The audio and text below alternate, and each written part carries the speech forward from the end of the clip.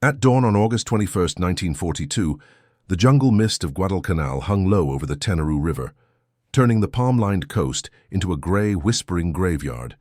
In the dim light, U.S. Marines crouched behind sandbag emplacements, rifles trembling with humidity. Somewhere beyond the dark wall of trees, Japanese soldiers crept silently, their bayonets glinting faintly in the haze. The smell of salt and rot mixed with fear. Radios crackled, static murmured, and a voice whispered, "They're coming."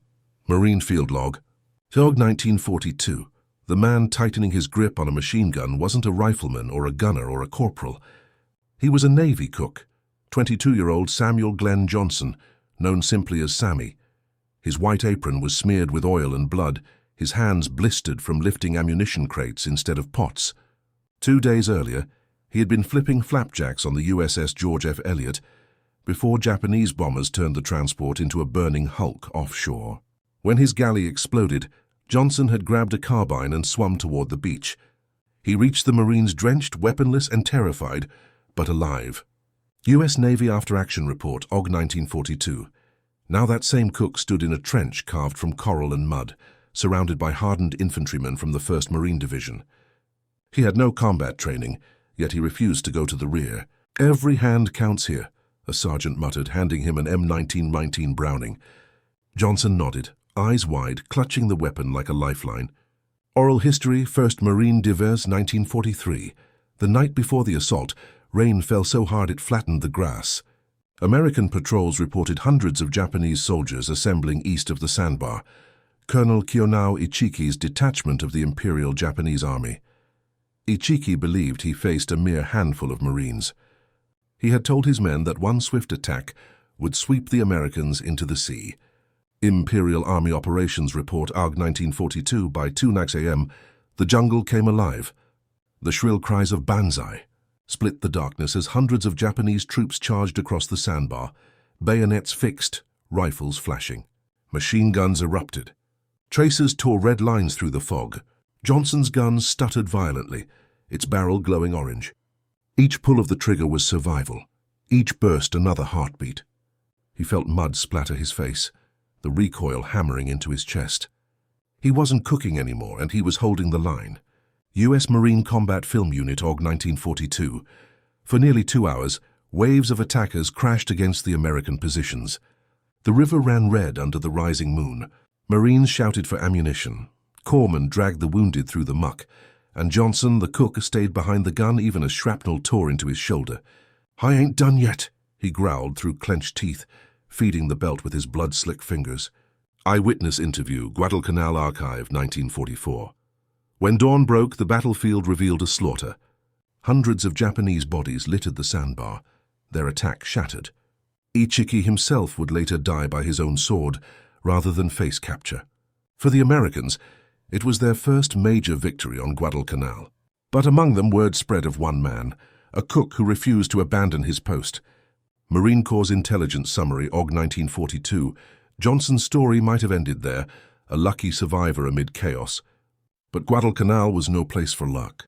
For months, the Marines clung to the island's muddy airstrips and mosquito-ridden foxholes, while Japanese bombers and naval gunfire pounded them daily. Malaria ate away at their strength. Supplies ran dry. Each day felt like the edge of collapse. U.S. Navy War Diary, 1942.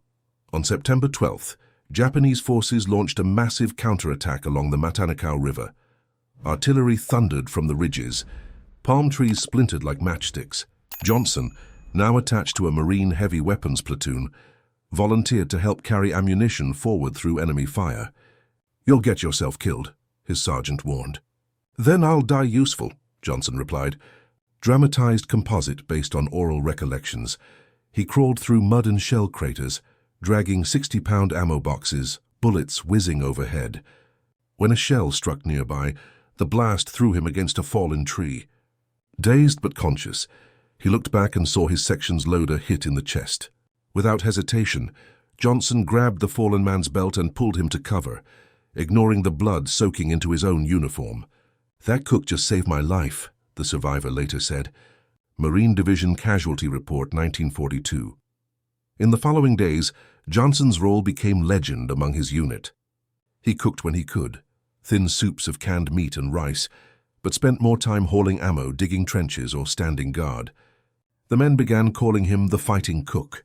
Some joked that his coffee was as strong as his courage. Others simply nodded when he passed.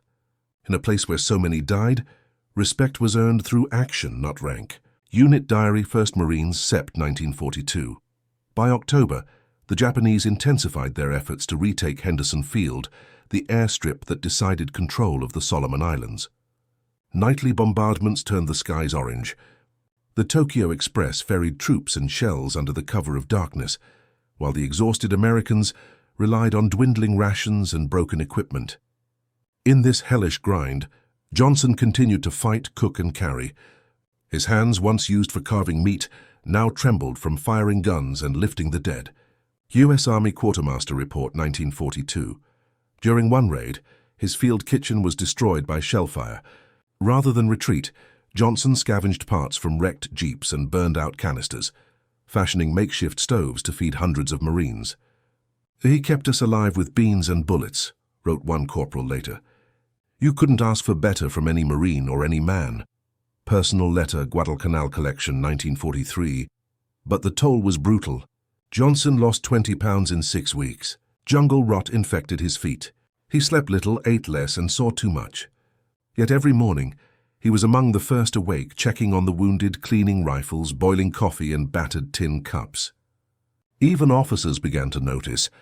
Colonel Clifton Cates mentioned the Navy cook turned hero in a dispatch to Division Command, noting his unwavering presence and effect on morale.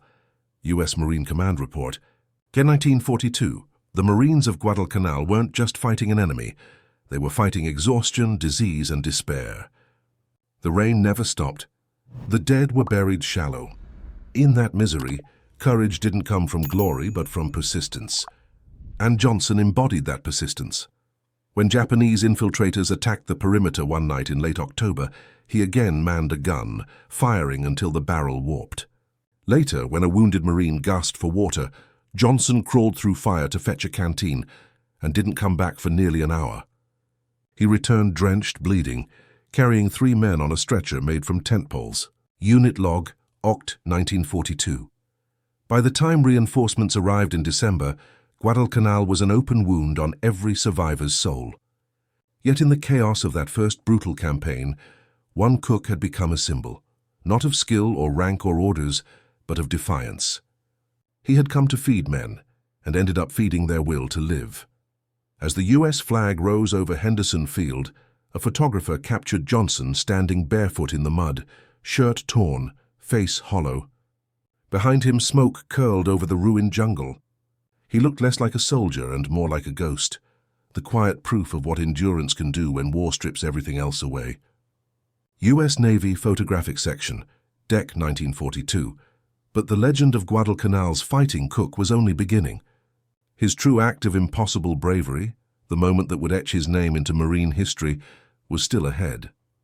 By January 1943, Guadalcanal had become less a battlefield and more a furnace. The jungle stank of cordite, rotting foliage, and fear. Yet amid the chaos, the Marines began to notice a quiet transformation. The cook who never should have been there had turned into a fighter whose courage rallied men too exhausted to care about anything else. What made Samuel Glenn Johnson's story even more remarkable wasn't just his bravery under fire. It was how he weaponized his trade. Where others saw a kitchen, he saw a supply hub. Where others saw food, he saw fuel for survival. U.S. Navy Supply Report, Jan 1943. Johnson understood something most frontline soldiers didn't. Logistics was life. Every bullet, every ration, every sip of clean water meant another day of holding the line.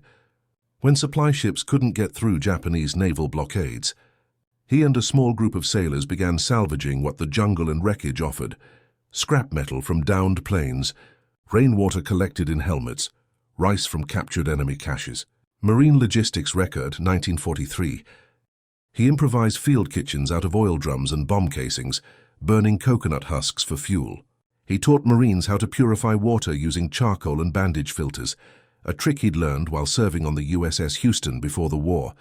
In a campaign where disease killed nearly as many men as bullets, These makeshift systems kept entire platoons alive. U.S. Army Medical Report, Guadalcanal, 1943. Behind the front, Johnson's ingenuity drew attention from technical officers who began cataloguing his contraptions. They noted his use of perforated 50-gallon drums for dual-use cooking and laundry, a precursor to the portable field sanitation units that would later appear in the Pacific. Technical Manual TM 9294, 1943. But Johnson's defining moment, his impossible bravery, came during the Battle of Edson's Ridge, September 12–14, 1942. Though technically before his formal commendation, this fight cemented his legend. It began under a full moon, when Lieutenant Colonel Merritt Red Mike, Edson's raiders took defensive positions on a knife-edged hill overlooking Henderson Field. They were outnumbered nearly 5-1 by Japanese infantry under General Kawaguchi. Rain poured in sheets, lightning flashed over the ridge, and the jungle throbbed with the sound of approaching boots. U.S. Marine Corps Operational Report, 1942. Johnson had been ordered to remain near the rear lines, guarding supplies and assisting the wounded.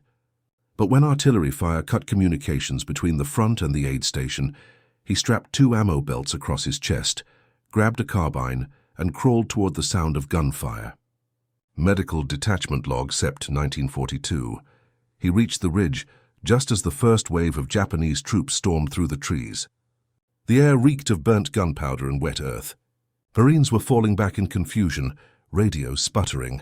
Johnson slid behind a Browning 30 cal and began firing short, disciplined bursts. Witnesses later claimed he fired until the barrel smoked, then swapped guns and kept going. His cooking apron still hung around his waist, blackened by smoke. Dramatized composite from multiple eyewitness accounts. The machine guns chattered through the night. Mortar flares bathed the ridge in ghostly light as Japanese soldiers charged up the slopes shouting, "Tenno Heika Banzai!" Marines counterattacked with grenades, shotguns, and bayonets. At one point, a mortar shell exploded near Johnson's position, wounding 2 gunners. He pulled them into cover, applied pressure to one man's leg wound with his own shirt, then returned to the gun without orders. "The cook held the line," one raider later wrote. "If that gun went silent, the left flank would have fallen." Edson's Raiders Unit History, 1944. Johnson's section endured 6 separate assaults that night. Between attacks, he ferried ammunition and water up the ridge, using captured Japanese canteens to replace shattered ones.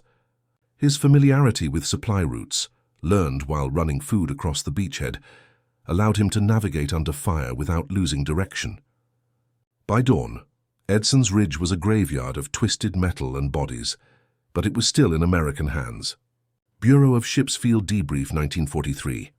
After the battle, Edson himself sought out the cook who had manned the guns. "He's no longer just a sailor," Edson reportedly told his staff. "He's a Marine in everything but name." U.S. Marine Oral History, 1945. But what made Johnson's contribution historic went beyond personal valor. His technical improvisations, what later analysts would call field adaptive logistics, turned him into a case study in military engineering schools decades later. When standard supply lines broke, he created new ones from nothing. He constructed a bamboo smokehouse to preserve meat, extending food viability from 24 hours to nearly 5 days in tropical heat. He also developed a simple water distiller, using mess kit lids and shell casings, capable of producing half a gallon of drinkable water per hour. U.S. Naval Engineering Bulletin, 1943. Even weapons maintenance fell under his reach. Johnson repurposed bacon grease and aircraft lubricant to clean jammed bolts, keeping heavy machine guns operational during the ridge fight. In one documented instance, a Japanese Nambu machine gun, captured after the battle, was restored by Johnson using scavenged springs and used by Marines for 2 more engagements. Captured Weapons Analysis Report, 1943. When Guadalcanal veterans later discussed survival, they didn't just credit firepower. They credited the cooks, mechanics, and engineers who kept the machinery of war running when everything else fell apart. Johnson became their living example. "He fought with steel and skillet," one Marine sergeant said. Interview Collection, Marine Historical Center, 1946. By the time the campaign neared its end in early 1943, Johnson's reputation had reached headquarters. Commanders cited his extraordinary resourcefulness, under fire and unofficial but indispensable, role in sustaining morale and supply continuity. It wasn't the kind of bravery captured in propaganda reels, no flag raising, no parades, but it was the kind that kept men alive long enough to win. Headquarters Commendation Draft, Feb 1943. In one of his few recorded interviews after the battle, Johnson was asked how a cook became a combat hero. He replied simply, "When you see men starving or dying, cooking turns into fighting, and fighting means keeping them fed." Interview transcript, Pacific War Museum archives. Yet the cost of that courage was heavy. Johnson's body bore the marks of every engagement, burns on his arms from hot barrels, a shrapnel scar along his ribs, malaria scarring his liver. He rarely spoke of the fear. Those who served beside him said his silence was his armor. He never boasted, never exaggerated. He just worked. The Navy would eventually recognize his actions with the Navy Cross, one of the few ever awarded to a non-combatant enlisted man in the Pacific. The citation read, "For extraordinary heroism in action against enemy Japanese forces, his initiative and devotion under fire were in keeping with the highest traditions of the United States Naval Service." Navy Cross Citation, 1943. Still, Johnson refused promotion. "I'm a cook," he told his commanding officer. And cooks take care of their own. The Battle of Edson's Ridge became one of the defining clashes of Guadalcanal, a moment when American defense held by the thinnest margin imaginable. And among those who endured it, one man without rank or training had proven that courage was not taught. It was chosen. Yet as the war spread beyond the Solomons, Johnson's legacy began to ripple far beyond that muddy hill.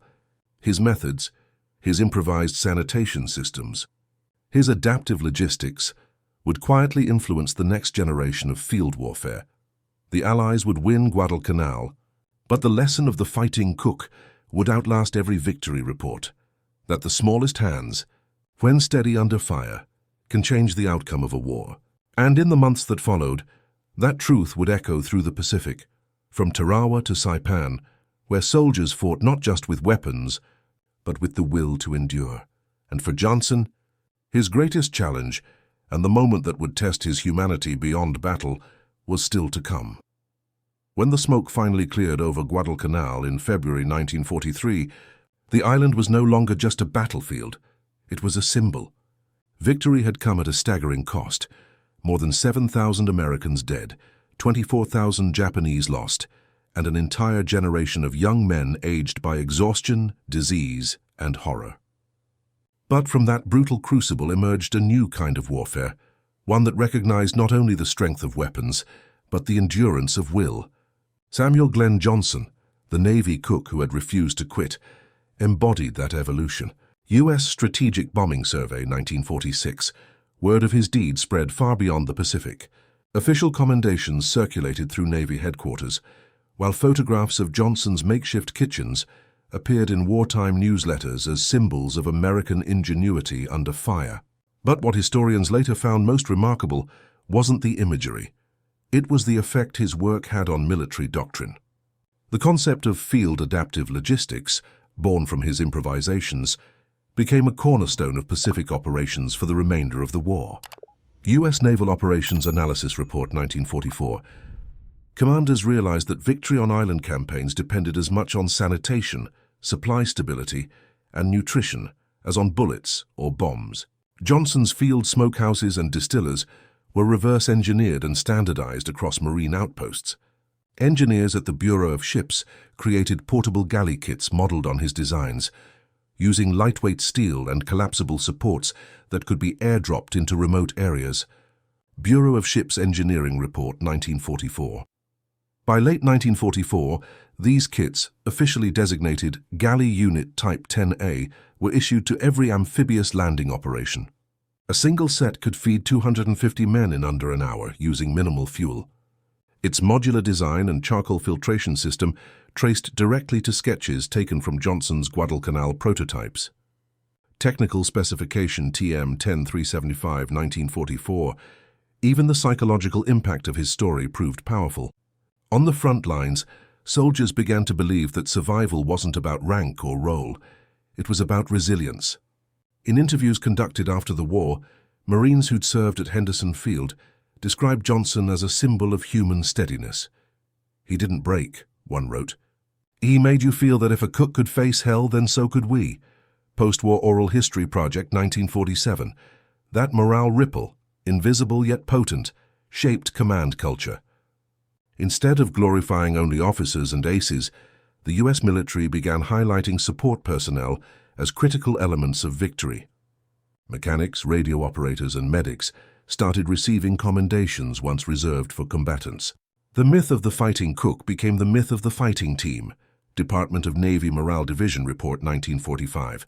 Psychologists later studying post-war interviews found something striking.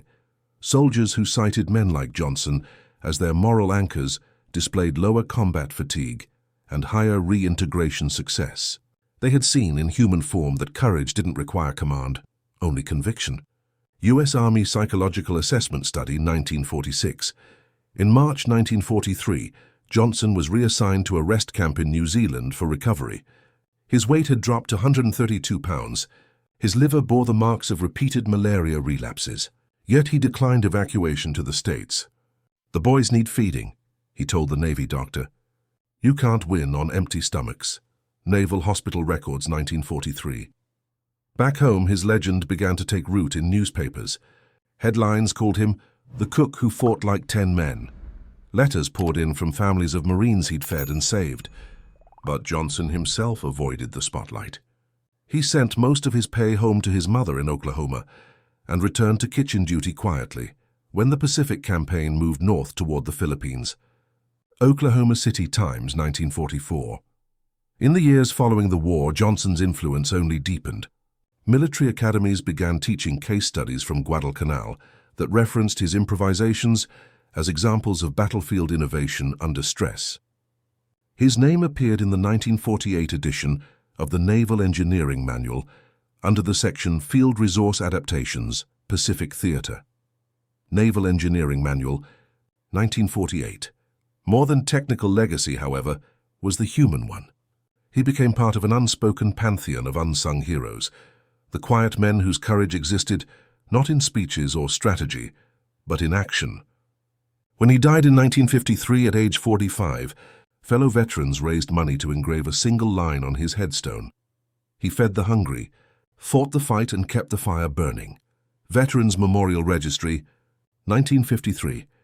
Modern historians see Johnson's story as a turning point in the understanding of warfare. His actions blurred the lines between combatant and supporter, proving that modern war's outcome hinged not only on firepower, but on systems, the chain of maintenance, food, morale, and medicine that kept the machine of war alive. U.S. Naval War College Review, 1955. In that sense, Guadalcanal became the birthplace of the total war logistics doctrine, a shift from fighting battles to sustaining campaigns. And at its heart was a cook who never asked for glory, who fought with a ladle and a gun, who believed that keeping men alive was its own form of combat. Pacific Theater Logistics Symposium, 1958. The Japanese, too, recognized the endurance of the American supply effort.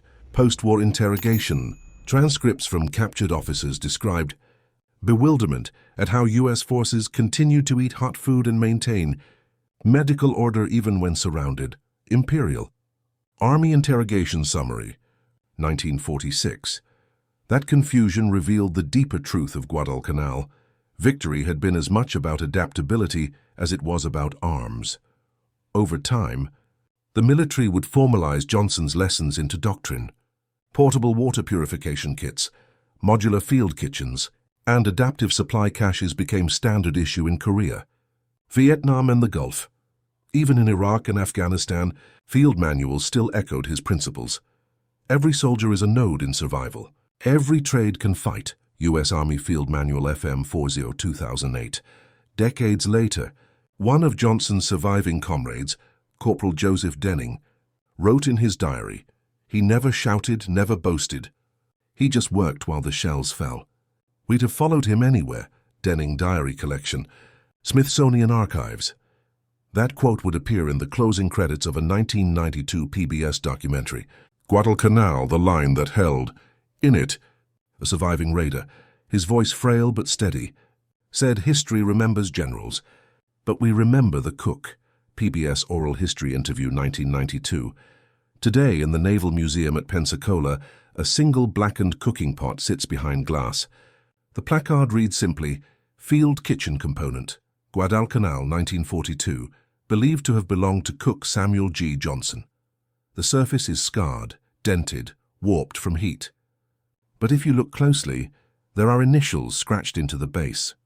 SGJ visitors often pause there longer than at the exhibits of aircraft or torpedoes, because the pot, unlike the guns, tells a story of endurance. It whispers that war is not won by those who seek heroism, but by those who refuse to surrender to despair.